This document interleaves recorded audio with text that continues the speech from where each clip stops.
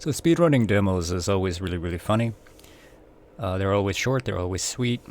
But when the game launches, we don't know what's gonna happen to the accessibility to the demo. Like, we don't know if the demo's just gonna be removed from the Steam store, or if it's gonna remain, or if whether or not it's gonna be playable after the launch.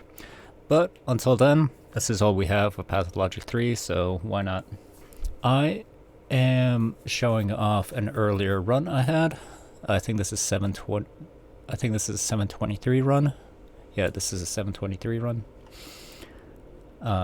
This is post patch. Quarantine got a major patch a week ago or so.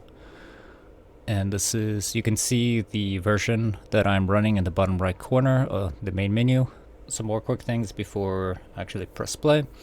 I am running Quarantine off of a external hard drive, and that's relevant for the loading screens. So if you have Quarantine on an SSD, you immediately will have a better time than mine. Like, it's probably possible to get down to like 6 minutes easily if you just have Quarantine running on an SSD. One other thing about the loading screens is when you first boot up the game and press new game, you'll have the loading times be whatever the loading times are. If you finish your run without closing the game and booting it up again, just pressing new game a second time, your loading times will be much shorter. So oftentimes when I'm doing runs, I will start my day with booting up the game, doing a practice run just to see what's up, just sticking around, seeing if I can't find any glitches or time saves.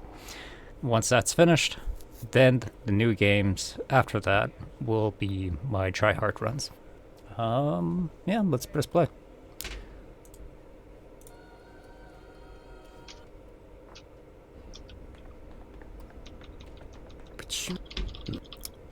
Whenever I'm doing dialogue or whatever, I'm just spamming 1 and 2.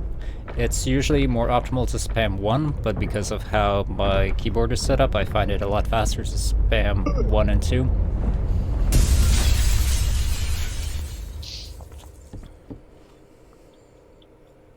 I wonder if anyone's streaming this.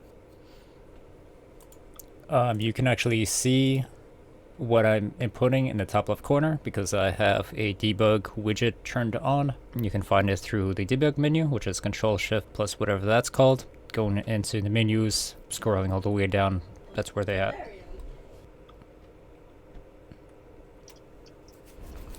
So in this area, I mess up a little bit, but whatever.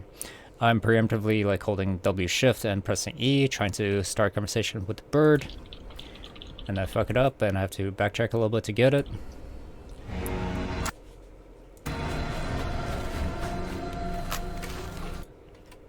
There isn't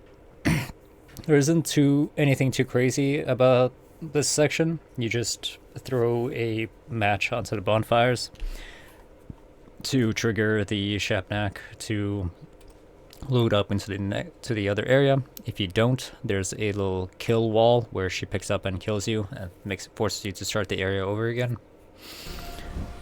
And optimize it is just a matter of like learning when to press the matchstick and when to throw, and trying to get straight lines in the movement. There are some times where, and this is shows up in other parts of the game, where it feels like Daniel is sprinting, where it feels like Daniel is moving faster than he would be normally, and then like alternatively where he like slows down. There might be some kind of sprinting mechanic that's working, doing something in the background, but we just don't have eyes on. But I do not know how to like activate that and manipulate it. I just don't know how that works. Over here, we have our first dialogue where it probably might matter to spam 1 instead of 2. But this one over here, where where Seraphima talks to you about a gun and gives you a gun. If you spam 1 and 2, you run the risk of putting your weapon down, which happens here. But if you spam 1 instead, that just never happens. over here, the trigger normally it's recommended to go like straight diagonals, but in this area here, right before the army men, I stay to the right and away from the army men as much as I can to give them time to react and to react to my gun pointing at them, triggering the animation and then allowing me to walk past. There might be a way to optimize that. I don't know how. Because like if you get the arrest dialogue, if something doesn't line up in the triggers and you get the arrest dialogue, you lose like a good like 5-10 seconds.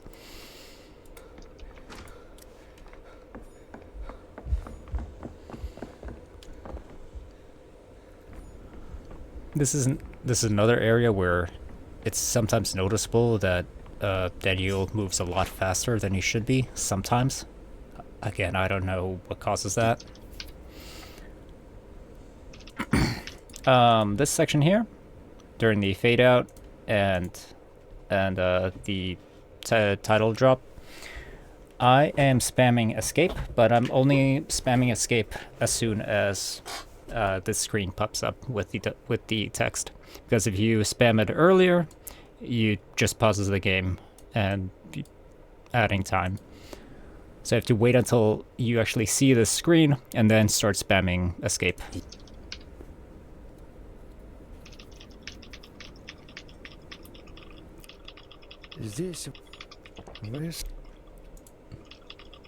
So for the interrogation, during this screen where you can't skip it, you will see me in the top left. I'm spamming 1, 2, and E, and preemptively in preparation for this dialogue tree with the Inquisitor or Interrogator. What do they call him?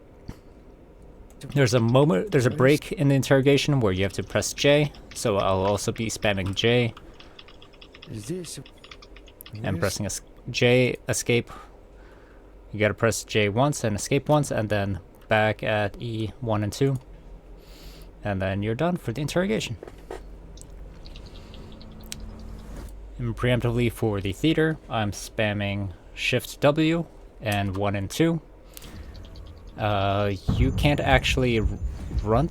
You can't actually run towards the towards this character. You can't run during this section, so probably just holding down W is fine. But as soon you don't need to press E, the tragedy and just immediately starts talking to you, so you can just spam 1 and 2 to get into it. As soon as dialogue is done, you gotta press I for the inventory. And here I am manually clicking and dropping the items to get me out of apathy, so I can start sprinting actually. Here I press Z and X to do one thing of Strike 9 and one thing of Tobacco, which gives me, I think I think I take 2 tobaccos here.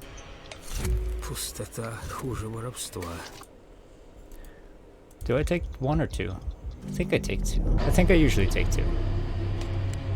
You can probably get away with 1 though. But that gets you a state where you can actually sprint, allowing to sprint. You have to be spamming space for all those menus.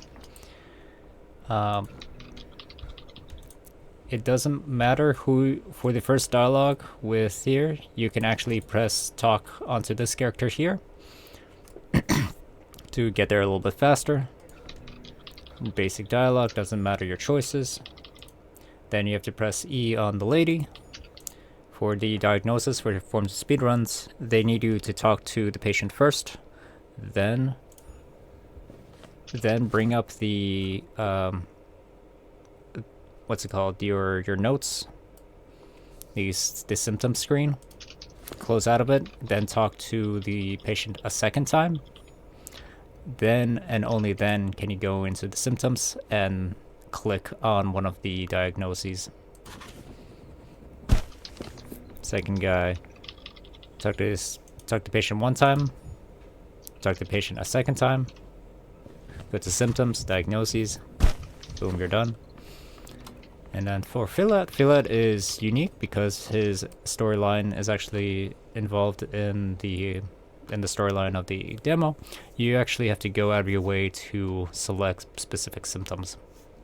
And for Philad, you are looking for skin redness and vein damage. The order of these categories is always going to be different depending on the boot up on the game. So it's not different with every new game, it's different with every boot up of Quarantine. So if you really want the optimal version of this list where skin redness and vein damage are just visible without scrolling down, you would have to boot up the game, check and see, close it, boot up the game again, check and see, close it until you get the seed that you want, and then run it. But I don't do that. That sounds like way too much work.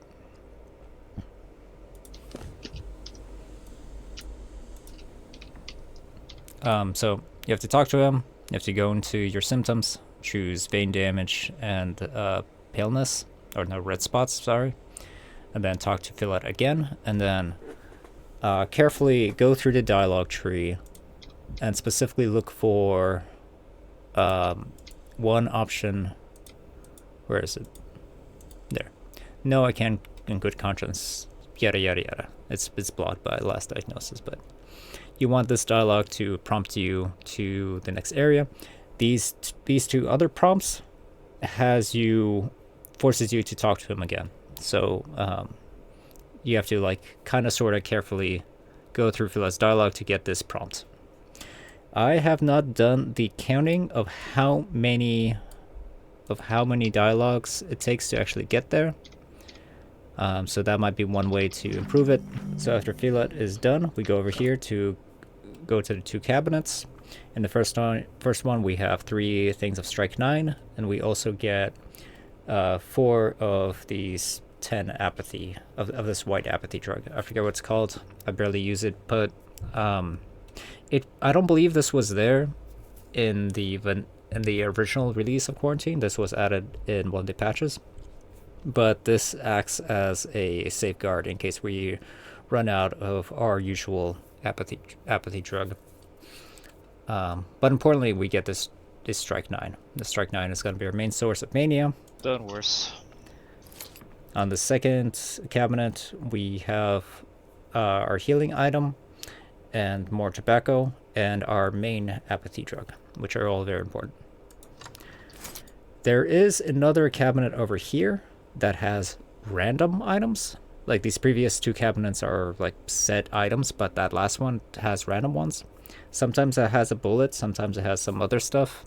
You don't need it. So from here, I go into my inventory, add the items we want. I always keep my mania drugs in the first 2, my healing drugs in C, and the apathy drug in the very right. So I immediately take 1 strike 9 and I believe 1 tobacco in this instance.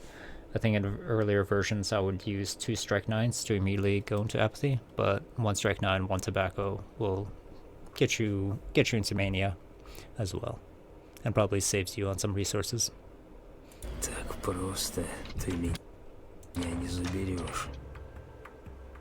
I am holding down DW, holding down forward, right, and shift, so sprint through this area. And I'm also spamming space to get through the little prompts that show up. Pretty simple. Here again, I'm preemptively doing the same things, spamming space for this section while the prompts. After this, there won't be any more prompts for this area, and I'm just trying to focus on good angles through this area. There might be slightly better versions and pathways to take through the infected district, but I don't know them. Here, you can take a left immediately here and go through the backyards and enter Philad's house from the back door. You are still loaded in from the front door because that door was technically should be over here and you should be loading from there, but it's blocked. So, I don't know. This is probably just a failsafe that the devs added, where for new players, so new players can like find Philip's house successfully without too much trauma. To progress, you gotta talk to Philip's neighbor first to get the key to the door here. You need to scan a number of items in the room in order to progress with the dialogue that you get with a kid. You need to scan these bandages. You need to scan these pills, and you need to scan one of these 2 food items here. Earlier on, I didn't know if I needed to scan both or I needed to scan one, or if I just didn't scan them correctly. And so some of my runs would fail because I didn't get the prompt for these guys. So for the longest time, I was scanning both of them just to make sure. But you only need to scan one of these. And then, importantly, the mousetrap. And talk to the kid. Importantly, after a little while, you need to be spamming 1 and only 1, because the dialogue tree that progresses the quest is always going to be on 1. And if you press 2 or 3 in that time, then it boots you out of the conversation without fulfilling the quest, and you're gonna have to start all over.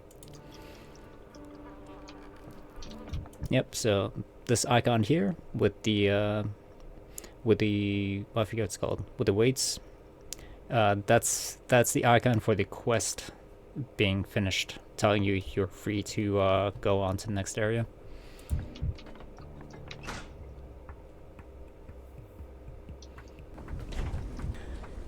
Here, instead of following the path exactly how we got here, which is to the right of these rocks, you can go to the left of these rocks.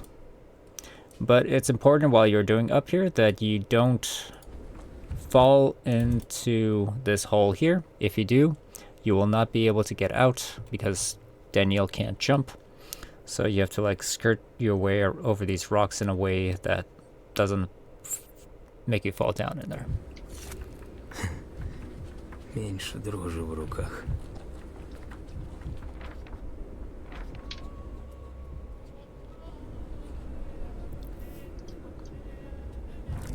Here, my pathing here more or less follows my path in, which is I'm gonna hold onto this wall here and follow this path in behind these bushes. Here there is a little like vortex puddle over here, which is why I tried to go around to the left.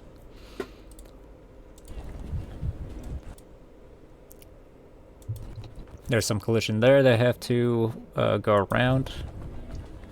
And from here you're safe. Every now and then there's like a infected person that might slow you down. Not bad, not bad, not bad. During this loading screen, you should be holding forward and left sprint to preemptively start sprinting towards the left, towards the theater. Here, we run into one of the characters that you can only talk when you're not manic. So you'll see me take one of the apathy drugs to get out of it. But because of how the timing works and because of just where I was on the bar, I have to, at least in this recording, take 2 of that apathy drug in order to talk to Yako. I don't like that. I had to use that drug. And then importantly, you gotta talk to Yako a second time. It's very easy to forget about that. I don't like that. Alright, so here we are starting Maybe I'll get lucky the again and not have to burn district use with a high damn mania sticky. and high health. Use a damn Burn district is sticky. super easy. You have to be spamming space to get past that little like a tutorial prompt, and you gotta be spamming 1 and 2 get past this patrolman conversation. And over these barriers, you can just jump right over them. Well, not jump. You literally like walk a little bit diagonal over them. There is a right in this section. There is a mugger right there behind the barrier. He can aggro on you, and if that happens, he will force your camera to jolt towards him, in which case that will slow you down a little bit. But if you stay a little bit away from him, that shouldn't happen. Like if you stay towards the left, that shouldn't happen. Like you even see me, like as soon as I jump this fence, I jolt to the left to avoid that trigger. Now from here, it's smooth sailing. You just go around this corner here and just go straight to the ending.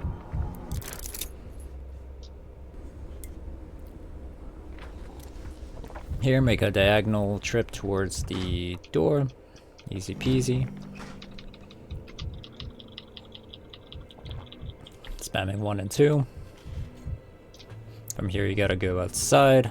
And I am moving my mouse kind of slowly towards the right. That way my camera pan moves towards the right, and I quickly take a right and another right around this corner to get stabbed by the man as quickly as I can. Got another talk with Eva. And from here we go upstairs. Nope. Sticky is another character we can only talk to when we're not manic. So here, if you still have that second apathy drug, you would take it here. In this run, I ran out, so I had to manually go into my menu and find that white apathy drug. And had to take it a couple times in order to be able to talk to him. Decrease, just press Z and escape, and you're done. You do not need to talk to the cane child. You can just ignore him. You can just go straight downstairs.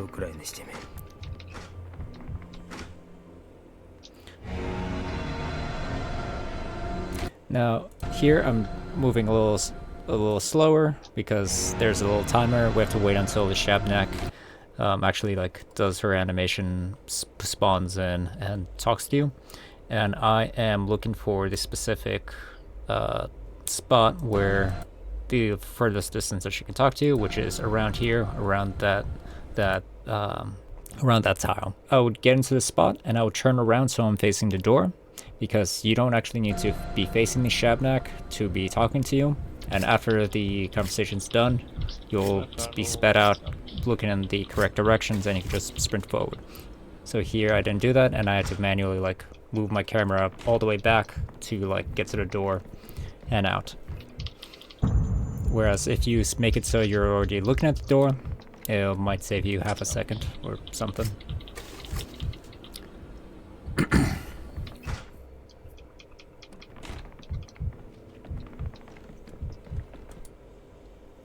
Here, talk to the guy. Resets it. You have to press F on the clock. On the clock, you need to press F, and then immediately press space to get through it. And then once this animation starts, you're spamming escape, because there's two screens that you press escape to get through. From here, turn around, talk to Eva, and you're done. And you're just waiting for the loading screen to get you into the menu. Yeah. Hey! That's another number.